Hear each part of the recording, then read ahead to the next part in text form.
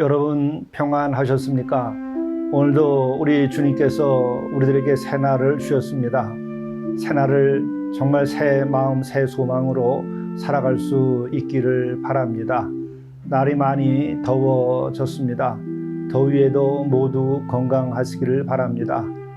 또 코로나도 이제 극복되고 우리가 교회에서 모이기에도 힘쓸 수 있는 날이 되고 또 성도와 성도들이 기쁘게 만날 수 있기를 간절히 바랍니다. 함께 묵상하시겠습니다.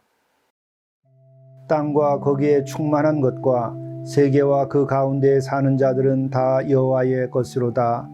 여호와께서 그 터를 바다 위에 세우시며 강들 위에 건설하셨도다. 여호와의 산에 오를 자 누구며 그의 거룩한 곳에 설 자가 누구인가? 곧 손이 깨끗하며 마음이 청결하며 뜻을 허탄한 데 두지 아니하며 거짓 맹세하지 아니하는 자로다. 자비로우신 주님, 오늘도 저희들의 마음을 인도하셔서 우리들의 마음이 깨끗하여지게 도와주시고 또 허탄한 데 우리 마음을 두지 아니하고 오직 주 앞에서 진실하게 살아갈 수 있게 인도하여 주옵소서. 뿐만 아니라 우리에게 주신 약속을 믿고 흔들림 없이 그 약속의 성취를 위하여 믿고 나가게 도와주시며 또 우리에게 주신 소명에 합당하게 능력을 주시고 바로 오늘 이 모든 것들이 잘 이루어지는 순간순간들이 되도록 인도하여 주옵소서. 우리 구주 예수 그리스도의 이름으로 간절히 구하옵나이다. 아멘. 성경 말씀 갈라디아서 3장 15절에서 22절 말씀입니다. 형제들아, 내가 사람의 예대로 말하노니 사람의 언약이라도 정한 후에는 아무도 패하거나 더하거나 하지 못하느니라. 이 약속들은 아브라함과 그 자손에게 말씀하신 것인데 여럿을 가리켜 그 자손들이라 하지 아니하시고 오직 한 사람을 가리켜 내 자손이라 하셨으니 곧 그리스도라. 내가 이것을 말하노니 하나님께서 미리 정하신 언약을 430년 후에 생긴 율법이 폐기하지 못하고 그 약속을 헛되게 하지 못하리라. 만일 그 유업이 율법에서 난 것이면 약속에서 난 것이 아니리라. 그러나 하나님이 약속으로 말미암아 아브라함에게 주신 것이라. 그런즉 율법은 무엇이냐? 범법함으로 더하여진 것이라. 천사들을 통하여 한 중보자의 손으로 베푸신 것인데 약속하신 자손이 오시기까지 있을 것이라. 그 중보자는 한 편만 위한 자가 아니나 하나님은 한 분이시니라. 그러면 율법이 하나님의 약속들과 반대되는 것이냐? 결코 그럴 수 없느니라. 만일 능히 살게 하는 율법을 주셨더라면 의가 반드시 율법으로 말미암았으리라. 그러나 성경이 모든 것을 죄 아래에 가두었으니 이는 예수 그리스도를 믿음으로 말미암는 약속을 믿는 자들에게 주려 함이라. 이것은 하나님의 말씀입니다. 오늘 영성 일기를 통해서 우리에게 주시는 하나님의 말씀은 갈라디아서 3장 15절부터 22절의 말씀입니다. 이 말씀은 율법과 언약의 관계에 대한 말씀, 그리고 또한 하나님께서는 그 약속을 반드시 이루신다고 하는 내용의 말씀입니다. 형제들아, 내가 사람의 예대로 말하노니 사람의 언약이라도 정한 후에는 아무도 패하거나 더하지 못하느니라. 그렇죠. 사람의 언약, 사람과 사람과의 약속도 그것을 패할 수 없는 것이죠. 그것도 지켜야 됩니다. 또한 여기에서 사람의 언약이라고 하는 것은 유언도 포함하고 있는 것입니다. 우리가 유언을 하게 되면 그 말씀을 반드시 지키게 되지요. 사람과 사람의 이런 약속도 지키는데 하물며 믿음의 세계에서 그리고 또 하나님께서는 그 언약을 어찌 하시겠습니까? 이것은 반드시 이루어지게 되는 것이죠. 이 약속들은 아브라함과 그 자손에게 말씀하신 것인데 여럿을 가리켜 그 자손들이라 하지 아니하시고 오직 한 사람을 가리켜 내 자손이라 하셨으니 곧 그리스도라. 아브라함에게 여러 약속을 해주셨죠. 그러나 그 약속 가운데 자손에 대한 약속이 있는데 그 자손에 대한 약속이 여럿이 아니라 단수, 오직 한 사람을 가리켜서 자손이라고 표현한 바가 있습니다. 바로 그것은 누구를 가리키는 것일까? 바로 육신으로는 아브라함의 그 혈통에서 또 다윗의 혈통에서 곧 그리스도가 나게 되는 것이죠. 오늘 이 말씀을 이렇게 표현하고 있는 것입니다. 약속 가운데 가장 귀한 약속은 바로 아브라함에게 약속을 할 때에 자손에 대한 약속을 했는데 그 가운데에서도 바로 그 자손에 대한 것이 복수가 아니라 한 분 그리스도를 가르친 것이다 라고 바울은 이렇게 해석을 해서 우리들에게 일러줍니다. 그것뿐만 아니라 약속은 반드시 이루어진다고 하는 것이죠. 말씀은 계속됩니다. 내가 이것을 말하노니 하나님께서 미리 정하신 언약을 430년 후에 생긴 율법이 패하지 못하고 그 약속을 헛되게 하지 못하리라. 여기서 이제 약속과 율법의 관계입니다. 율법은 약속보다 430년 후에 주어진 것이죠. 그렇기 때문에 약속이 선행되는 것입니다. 약속이 먼저 있었고 후에 430년이 지난 다음에서야 율법이 주어지게 되는 것이죠. 모세에게 와서 비로소 율법이 주어지게 되죠. 그 이전 430년 전에 하나님께서는 약속을 해 주셨던 것이죠. 그러니까는 후대에 생긴 이 율법이 약속을 패할 수는 없는 것이죠. 그래서 약속은 헛되게 될 수 없다. 율법에 의해서 그렇게 된다는 것이죠. 이 말은 약속은 율법보다 선행하고 율법보다 위에 있고 또 약속은 율법에 의해서 폐액이 될 수 없는 것이다 하는 거죠. 또한 이것은 무슨 의미입니까? 율법은 우리가 지켜야만 그 율법이 효력이 있는 것이죠. 그런데 율법을 우리가 인간이 지키더라도 다 지켜지지 아니하는 것이죠. 그러므로 우리가 율법으로 구원함을 얻을 수 있는 것이 아니고 또 그 율법으로 인하여 약속이 성취되는 것이 아닙니다. 그 약속은 오직 믿는 믿음으로 인하여 아브라함에게도 받아들여졌고 그 믿는 믿음을 계속함으로써 그 약속이 성취되는 것이죠. 그런데 이 약속은 이렇게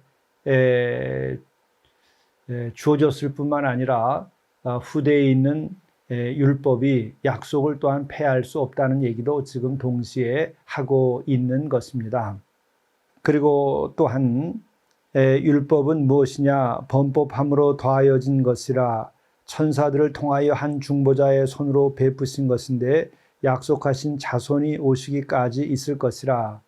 여기서 약속하신 자손은 예수 그리스도를 말씀하시는 것이죠. 예수 그리스도가 오실 때까지는 그렇게 율법이 있지만 그러나 예수 그리스도께서 오실 이후에는 이제 믿음으로 우리가 구원함을 받고 또 주의 은혜로 모든 약속들이 다 잘 그리스도를 통하여 성취되게 된다고 하는 것이죠. 그러므로 우리는 율법과 약속 그리고 은혜 이 관계를 잘 이해해야 됩니다.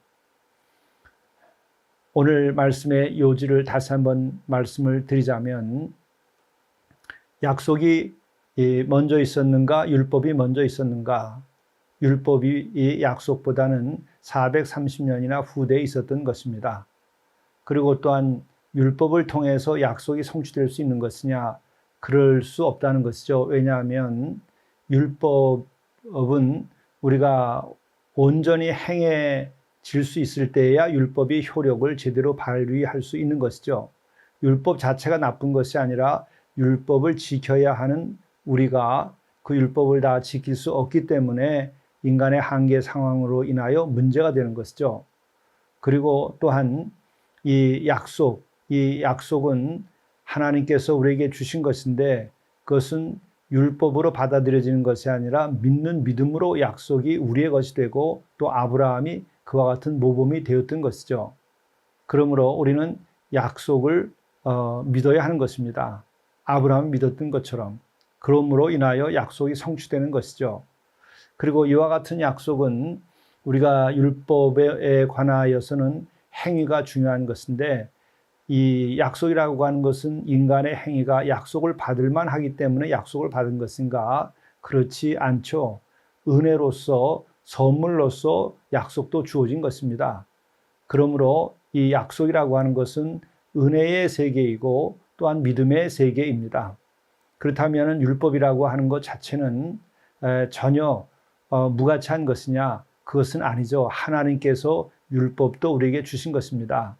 그러나 그것은 우리가 다 행함으로써 지킬 수 없는 것이기에 그 부족한 것들, 지키지 못하고 여전히 죄가 발견되고 또 죄인 것을 발견하여 우리가 고통 가운데 있게 되는 것이죠. 또 심판 아래 있게 되는 것입니다. 이 문제를 예수 그리스도께서 오셔서 대속적 죽음을 통해서 그 문제를 해결해 주신 것이죠. 바로 그것도 믿음의 대상이고 은혜로 인하여 주어진 것입니다. 이 같은 것을 바울은 오늘 갈라디아서를 통해서도 우리에게 정리해 주고 있는 것입니다. 오늘은 아침 이 시간에 우리 산마리스 공동체가 평창군 대화면 큰 항아리골에서 시작된 지 3년이 이제 돼가고 있는데 3년 동안 지내면서 이 지역의 농부들 또 여러분들과 함께 지낸 이야기를 조선일보 칼럼에 썼습니다. 이 칼럼은 3년 전부터 격월로 써오던 것인데 이번에는 이 두메산골 여전히 옛 마음이 남아있는 그런 이야기들 제가 경험한 것을 글로 썼는데 여러분과 오늘 이 아침에 나누고자 합니다. 목사님이랑 인연을 끊든지 해야지 내가 못 살겠어요. 아직도 파종을 못하고 있으니. 아니 인연이 끊으면 끊어지고 이으면 이어지나요? 비가 오니 어떻게 밭에서 돌을 걷어내나요? 2019년 평창에서 농사를 시작한 봄부터 트랙터로 쟁기질을 해주고 로터리를 쳐주는 평창 농부 김 씨의 전화다. 그는 트랙터 다루는 기술이나 감자 농사에서는 평창 제일 가는 농부다. 내가 제대로 알지 못하면서 유기농 미생물 농법을 한다고 퇴비도 쓰지 않으니 그러다가 망한다고 걱정이 태산이다. 밭을 부쳐 먹으려면 밭도 제대로 만들고 때맞춰 퇴비를 깔아주고 씨 뿌리고 비료도 제때 주라고 한다. 지난 해에는 내가 비탈밭에 트랙터로 수직이랑을 냈더니 빗물이 가속도가 붙게 만들어 밭이 떠내려 갈 판이라고 야단이었다. 그 후 어느 날 밭에 나가보니 내게 말도 없이 자기 트랙터를 몰고 와서 밭 이랑을 다시 내고 있었다. 그는 소설 메밀꽃 필 무렵으로 유명한 대화 장터 인근에 산다. 이효석 시절엔 우리 밭에서 그곳까지 가려면 새벽부터 걸어서 반나절이나 걸린다. 그것도 구름이 닿는 덕계 수제를 넘어 냇가 아랫마을이다. 40리 길이다. 그는 무슨 까닭인지 첫 해를 빼고는 돈도 받지 않고 트랙터를 몰고 와 도와주고 부탁이 없어도 때때로 나타나 살펴준다. 그는 교회 다니는 분도 아니다. 누군가가 뭐하러 여기까지 오냐 하니 내가 좋으니까 오지 뭐하러 여기까지 오냐고 했단다. 나는 그분 덕에 강원도 평창 사투리가 그렇게 좋을 수가 없게 되었다. 툭툭 불친절한 듯이 내뱉는 말 속엔 곱게 말하는 친절함보다 더한 큰 진실이 담겨 있음을 느낀다. 이 산골짜기에 자리하면서 처음엔 바람과 산과 하늘과 구름이 좋았는데 이젠 골짜기에 돌들이 좋고 사투리가 좋고 사람이 좋다. 돌밭 밑 깊은 곳에 흐르는 맑은 지하수 같은 마음이 그 사투리에서 흘러나온다. 예, 오늘은 여기까지만 말씀을 나누겠습니다. 이어서 다음 이야기는 또 이 무더위가 진행되고 있는 이때에 제가 또 소개해 드리도록 하겠습니다. 참으로 좋은 이웃이 우리를 기쁘게 합니다. 또 저희 역시 좋은 이웃이 되어야 하겠죠. 함께 기도하시겠습니다. 사랑의 주님, 약속의 주님, 우리들에게 주신 약속, 또 우리에게 주신 구원의 그 놀라운 예수 그리스도의 사랑, 이와 같은 것이 오늘도 우리의 마음을 사로잡아 주셔서 우리가 약속 안에서 소망을 가지고 살게 하시고 예수 그리스도의 사랑 가운데서 우리가 사랑을 실천하며 늘 삶의 뜨거운 마음으로 주의 뜻을 이루어가고 또한 주의 일을 감당할 수 있도록 인도해 주옵소서. 우리 구주 예수 그리스도의 이름으로 간절히 구하옵나이다. 아멘.